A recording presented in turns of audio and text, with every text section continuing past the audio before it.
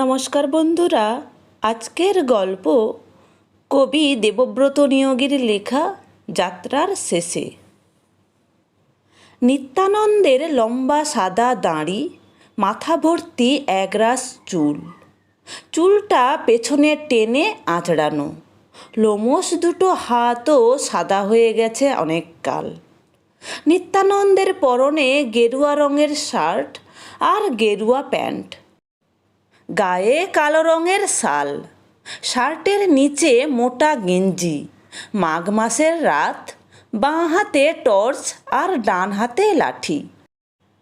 বয়সটা বাড়ছে তরতর করে ম্যালেরিয়া জ্বরের মতো, কিন্তু শরীরটা এখনও সেই তেল মাখানো বাঁশের মতো। লাঠি নিয়ে নিত্যানন্দ মাঝে মাঝে সন্ধে বা রাতে বের হয়। লাঠিটা হাতে থাকলে মনে বল পাওয়া যায়, মনে শক্তি বাড়ে, সঙ্গে সঙ্গে শরীরেও। লাঠিটাকে রাত বিরেতে ঠুকে ঠুকে খটাং খটাং আওয়াজ করে গাঁয়ের রাস্তায় নেড়ি কুকুর তাড়ানো যায়, সঙ্গে বেড়াল ইঁদুরও। শীতটা বেশ জাঁকিয়ে পড়েছে, সাপের ভয় নেই এখন, ওরা সব সুরসুর করে গর্তে গিয়ে ঘুমিয়ে পড়েছে। কলকাতাতে এখন তেমন ঠান্ডা নেই। কলকাতা এখান থেকে কত দূর? বেশ দূর। ট্রেনে 3 ঘন্টা, বাসে 3 ঘন্টা, পায়ে হেঁটে 1 দিন 2 দিন বা 3 দিন। মনে মনে হেসে ওঠে নিত্যানন্দ। নিত্যানন্দ অনেকটা হেঁটে এসেছে, অনেকটা মেঠো পথ হয়ে এবারে পিচের পাকা রাস্তা দিয়ে হেঁটে বাঁশবাগানের পাশ দিয়ে মণ্ডলপাড়ার ভেতর দিয়ে একটু হাঁটলেই সেনপাড়া, যেখানে বসতবাড়ি করেছে নিত্যানন্দ। আকাশের চাঁদ মাঝখানে। যাত্রা শেষ হয়েছে প্রায় একটু আগে। নিত্যানন্দ লাঠিটা দিয়ে খটাং খটাং আওয়াজ করছে, আর টর্চের আলোটা পড়ছে রাস্তার উপর। একটু দূরে শেয়াল ডেকে উঠল, হুক্কা হুয়া। ডান হাতের লাঠিটা নিত্যানন্দের সার্কাসের জোকারদের মতো মাথার উপর ঘুরিয়ে নিল। যাত্রাটা বড় ভালো। নাম ভূতে বউ। ভূতের বউ মরে গিয়ে পেতনি হলো, এবং পেতনি হয়ে দেখা হলো ভূত স্বামীর সঙ্গে। ব্যাস, দুজনে মিলে নৃত্য করতে করতে গান গাইল, একটার পর একটা ভূত। পেতনিকে বলে, তুই মরেছিস, বেশ করেছিস, এবার নাচবো আয়। মরে গিয়ে সবাই ভূত হয়। নিত্যানন্দ একদিন ভূত হবে। দাদু দিদিমা কাকা কাকিমা সবাই ভূত হয়েছে। তাহলে কে ভূত হয় না? ভূত কেউ হয় না, মিথ্যে কথা, আজগুবি কথা। ভূত মানে অতীত, অতীত কখনো বর্তমান হয় না। ভূত বলে কিচ্ছু নেই। ভূত শুধু বানানো, ভয় পাওয়ানোর কথা। যুধিষ্ঠির ভূত হয়নি, তিনি স্বর্গে সুদর্শন চক্রটাকে মাঝে মাঝে শান দিচ্ছেন। এসব ভাবতে ভাবতে নিত্যানন্দ পাকা রাস্তায় উঠে পড়েছে। চারদিকে ঘুটঘুটে অন্ধকার, মাঝে শেয়ালের ডাক, অল্প অল্প চাঁদের আলো, নিত্যানন্দের টর্চের আলো, লাঠির খটাং খটাং আওয়াজ, আর মাঘ মাসের হিমেল হাওয়া। মাঘের শীতে বাঘ কাঁপে, মোষ কাঁপে, কিন্তু নিত্যানন্দ কাঁপে না। কমলা রঙের মোটা শার্ট, ভেতরে মোটা গেঞ্জি, কালো জবরদস্ত শালে, আর যাই হোক, নিত্যানন্দের কাঁপুনি আসে না। পিচের রাস্তায় একটা ছায়া অল্প অল্প কাঁপছে। ছায়া, ওটা কিসের ছায়া? মানুষের? তা বলে এত ঢ্যাঙা ছায়া? তাহলে কি ভূতের? এবার নিত্যানন্দ কাঁপতে শুরু করলো। নিত্যানন্দ তাড়াতাড়ি পা চালালো। সামনে জগার বাড়ি।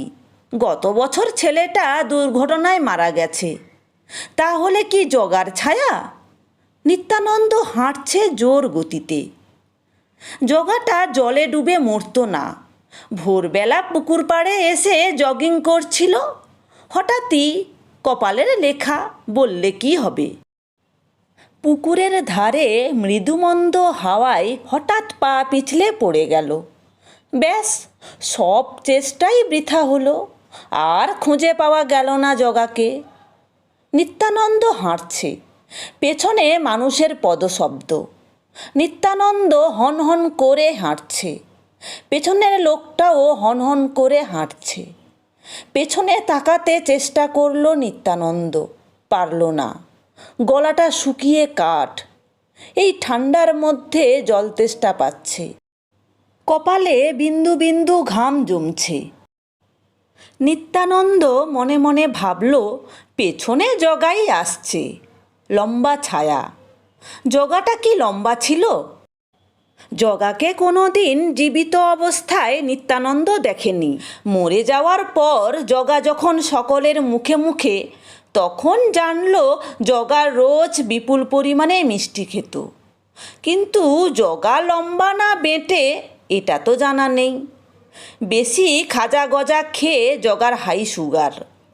ডাক্তারের পরামর্শে রোজ মাইলের পর মাইল হাঁটত জগা। নিত্যানন্দ ভাবল দৌড়বে, যেই ভাবা সেই কাজ। নিত্যানন্দ একটু দৌড়লো, পেছনে লোকটাও দৌড়লো। মনে সাহস আনবার চেষ্টা করল নিত্যানন্দ, একটু আস্তে আস্তে হাঁটল। বুড়ো বয়সে বেশি জোরে দৌড়লে যদি হার্ট ফেল করে, তাহলে এই পাকা রাস্তাতে মরে গিয়ে সঙ্গে সঙ্গে ভূত। পেছনে তাকানোর চেষ্টা করল নিত্যানন্দ, কিন্তু ঘাড়টা এত শক্ত লাগছে কেন? ভূতেরা ঘাড় মটকানোর আগে ঘাড় শক্ত হয়ে যায়।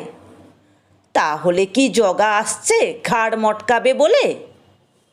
নিত্যানন্দের কান্না পাচ্ছে। লাঠি দিয়ে আর যাই হোক ভূত তাড়ানো যায় না। ভূত ছায়া হয়ে হাওয়ায় হাওয়ায় আসে। কেন যাত্রা দেখতে এলো? পই পই করে কেউ বলেছিল এই ঠান্ডায় রাতে আর বেরিও না। যাত্রা দেখার বয়স আর নেই। পিচের রাস্তাটা শেষ হয়ে এসেছে।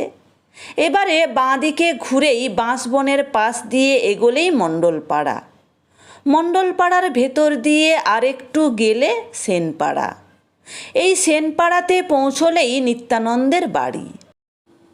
নিত্যানন্দ ভাবল, অলিম্পিকের সোনার মেডেল জয়ী দৌড়বীরদের মতো পোঁ পোঁ করে দৌড় লাগাবে সে। জগাকে বোকা বানিয়ে দেবে। মরলে এমনিই মরবে, ভূতের হাতে নয়। এমন সময় লোকটা, মানে পেছনে পেছনে যে আসছিল, সে এসে নিত্যানন্দের সামনে দাঁড়ালো। নিত্যানন্দ আঁতকে উঠল, বলল, ওরে জগা, আমায় মারিস না, তোর বৌদি এখনো বেঁচে। লোকটা হেসে বলল, ও তুমি নিত্যানন্দ দা, মানে সেনপাড়ার নিতাই দা? আমি পেছন থেকে ভাবছি তুমি ঘোষপাড়ার বুড়ো ভূত। ঘোষপাড়ার বুড়ো ভূত? সে কি? আমি তো নিত্যানন্দ চট্টরাজ। বুড়ো হয়েছি বটে, তবে এখনো মরিনি, জল জ্যান্ত মানুষ। গোল গোল চোখ করে কথাগুলো বলল নিত্যানন্দ। লোকটা বলল, আমি ভজা। ভজা? চমকে উঠল নিত্যানন্দ। তুই জগার ছোট ভাই? সে তো মরে গিয়েছে অনেক বছর আগে। তুমি ভুল করছো নিতাইদা, আমি সাঁপুই পাড়ার ভজা। জগারা কায়স্থ আর ব্রাহ্মণ, আমরাও তোমার মতো চট্টরাজ, বলল ভজা। আমরা খাঁটি, সর্ষের তেলের মতো খাঁটি। তুই কোথাকার কে জানে, বলল নিত্যানন্দ। যাকগে, ছাড়ো ওসব, আমার খুব লজ্জা লাগছে, বলল ভজা। লজ্জা লাগছে কেন? অবাক হলো নিত্যানন্দ।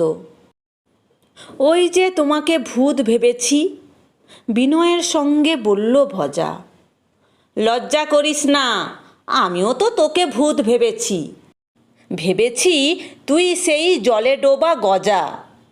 কথাটা বলেই নিত্যানন্দ ভজার গালটা টিপে হাতটা ঝাঁকালো। থুতনিটা নেড়ে দিল কয়েকবার। কি ব্যাপার, গাল টিপছ, হাতে ঝাঁকুনি দিলে, থুতনি নাড়ছ? জিজ্ঞেস করল ভজা। খ্যাঁক খ্যাঁক করে হেসে ফেলল নিত্যানন্দ। বলল, তুই মরিসনি, ভূতদের গায়ে মাংস থাকে না, পুরোটাই কঙ্কাল, তাই টিপে দেখলাম। মাংস খসে পড়ে কিনা দেখলাম, যাচাই করলাম তুই জগা কিনা। আমি কেন জগা হতে যাব? আমি ভজা। তোমার লাঠির খটাং খটাং আওয়াজ, গায়ে কালো শাল, কমলা রঙের প্যান্ট দেখে ভাবলাম সেই বামুনপাড়ার বুড়োর ভূত, যেটা গত বছর থ্রম্বোসিসে মারা গেল, সেও নাকি লাঠি নিয়ে এ অঞ্চলে ঘুরে বেড়ায়, বলল ভজা। বলিস কি রে, ওই বুড়োটা ঘুরে বেড়ায়? একবার ওটার সঙ্গে আমার জমি নিয়ে মামলা হয়েছিল, এখন যদি মামলায় হেরে যাওয়ার প্রতিশোধ নেয়? নিত্যানন্দ ভয়ে ভয়ে বলে।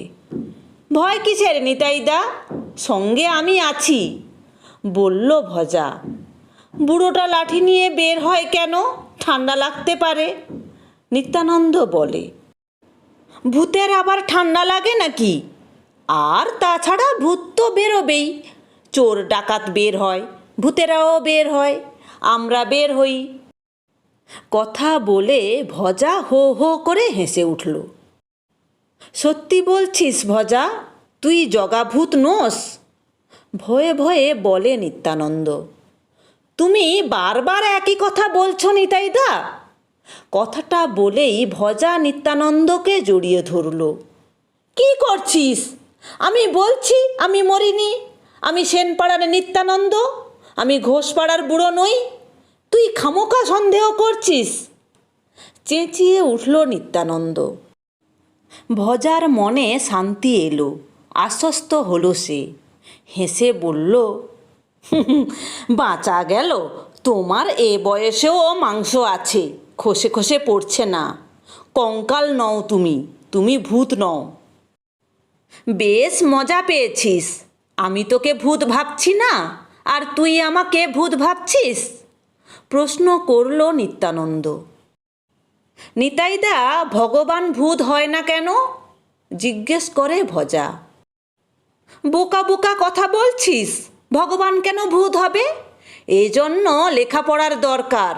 মহাভারতের যুধিষ্ঠির মিথ্যে বলেননি, শ্রীকৃষ্ণ পাপীকে নিধন করেছেন, আর আমরা ভোরবেলা ঘুম থেকে উঠে প্রথমেই মিথ্যে কথা বলছি যে সারাদিন ভালো হয়ে চলব, সারাদিন মিথ্যে বলছি। তাহলে মিথ্যে বলতে নেই? ভজা বলে। আবার বোকার মতো বলছিস। মন্ত্রী, আমলা, চাটুকার, পুলিশ, তুই, আমি আর কোনো দিন সত্যি কথা বলতে পারবো? অভ্যাস হয়ে গিয়েছে, বদ অভ্যাস, কিছু করার নেই। আমরা চেষ্টা করলেও ভগবান হব না, ভূতই হতে হবে, নিত্যানন্দ বলে। দুজনে এবারে এগোতে লাগলো আস্তে আস্তে, কথা বলতে বলতে। আকাশে মাথার উপর চাঁদ একটু হেসেছে। একটা জিনিস ভালো হলো, মরবার আগে তুই আর আমি এতটা পথ হাঁটলাম। হঠাৎ নিত্যানন্দ বলল, হাতে লাঠিটা আছে, ভয় কিসের? জগাকে আমি পিটিয়ে সিধে করে দেব, হাসপাতালে যাওয়ার টাইম পাবে না। ভজা মুচকি হেসে বলল, নিতাইদা, জগা তো ভূত, ও আবার হাসপাতালে যাবে কি করে? নিত্যানন্দ লজ্জা পেয়ে বলল, সেই তো ঠিক কথা, ভূতের আবার হাসপাতাল কি? থাকবে, ভূতের বউ যাত্রাটা কেমন দেখলি? এ তো সত্যি নয়, যত মিথ্যে ভূতের নাচানাচি। জীবন্ত মানুষ ভূতের অভিনয় করলো, সত্যি ভূত হলে নাচটা দেখা যেত। ভজা বলে। তাহলে তো সত্যি ভূত আনতে হয়। খ্যাঁক খ্যাঁক করে হেসে ফেলে নিত্যানন্দ। সেটা অবশ্য ঠিক কথা, সত্যি ভূত কোথায় পাবে, বলল ভজা। নিত্যানন্দ আর ভজা অনেকটা হেঁটে এসেছে। খটাং খটাং লাঠির আওয়াজে নিত্যানন্দ মনে জোর পাচ্ছে। নিত্যানন্দের ডান হাতে লাঠি, বাঁ হাতে জ্বলন্ত টর্চ। হঠাৎ নিত্যানন্দ ভ্রু কুঁচকে জিজ্ঞেস করল, জগা কেমন দেখতে রে? জগা আমার মতো, বেঁটে খাটো, মোটা সোটা, গায়ের রংটা তামাটে, বলল ভজা। নিত্যানন্দ কিছুক্ষণ চুপ করে থেকে বলল, আর ওই ঘোষপাড়ার বুড়োটা যেটা ভূত হয়ে ঘুরছে, সেটা কি ওই রকমই আছে? সেটা তোমার মতো, তবে তুমি লম্বা, সে বেঁটে, ভজা বলে। সেই জন্যই তুই ভয় পেয়েছিস? তা একবার আওয়াজ দিলি না কেন? নিত্যানন্দ বলে। কি করে দেব? ভয় পেলে কাউকে ডাকা যায়? পরে যখন বুঝলাম সে বুড়োটা নয়, এটা অন্য বুড়ো, অর্থাৎ আমাদের নিতাইদা, তখনই তোমার সামনে এসে দাঁড়ালাম, ভজা বলে। এতক্ষণ মণ্ডলপাড়ায় ঢুকে পড়েছে দুজনে। হঠাৎ ভজা বলল, নিতাইদা, তোমার কাছে গজা আছে? গজা? তুই কি করে জানলি?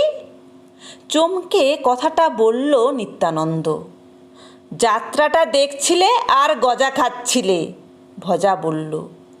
তুইও জগার মতো গজা খাস? নিত্যানন্দ বলে। যেই না বলা, ভজা হো হো করে হেসে উঠল, বিকট হাসি।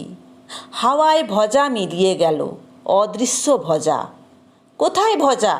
রাতের অন্ধকারে নাকি নাকি গলায় বলল, আমি জগা, এতক্ষণ ভজার অভিনয় করলাম। যাত্রা দেখে অভিনয়ের শখ হয়েছিল, আর লোভ লেগেছিল তোমার হাতের গজা দেখে, তাই একটু ভজার অভিনয় করলাম। বড্ড গজা খেতে ইচ্ছে করছে। নিত্যানন্দ ভয়ে কাঠ হয়ে গেল। পড়ি কি মরি করে এক লম্বা দৌড়। এক দৌড়ে মণ্ডলপাড়া হয়ে ডান দিকে ঘুরেই বাড়ির দরজায় করাঘাত করেই নিত্যানন্দ মূর্ছা গেল। নিত্যানন্দের বউ চেঁচিয়ে পাড়া মাত করল। নিত্যানন্দ গোঙাচ্ছে, গোঁ গোঁ আওয়াজ। নিত্যানন্দের বউ নিত্যানন্দের চোখে মুখে জলের ঝাপটা দিল। নিত্যানন্দ পড়ে গিয়েছিল। লাঠিটা আর জ্বলন্ত টর্চটা ছিটকে গিয়েছিল। নিত্যানন্দ আস্তে আস্তে একটু ধাতস্থ হলো। চোখ মেলে দেখল বউ, ছেলেমেয়েরা, পাড়া প্রতিবেশীরা সবাই দাঁড়িয়ে। নিত্যানন্দের বউ জিজ্ঞেস করল, কি হয়েছিল? নিত্যানন্দ বলল, জগা এসেছিল। জগা? ভ্রু কোঁচকালো বউ। নিত্যানন্দ টেনে টেনে বলল, ভজা এসেছিল। ভজা? কই ভজা? চেঁচিয়ে উঠল বউ। নিত্যানন্দ খুব জোরে কেসে উঠল। তারপর বলল, গজা মানে গজা। মরণ আমার! একবার বলছে ভজা, একবার বলছে জগা, আবার বলছে গজা। পই পই করে বলছিলাম যাত্রা দেখতে যেও না। ঝাঁঝিয়ে উঠল নিত্যানন্দের বউ। কথা না শুনলে এই রকমই হয়।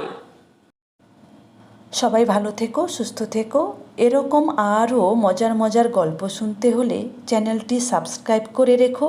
ভালো লাগলে লাইক, কমেন্ট এবং শেয়ার করো। ধন্যবাদ।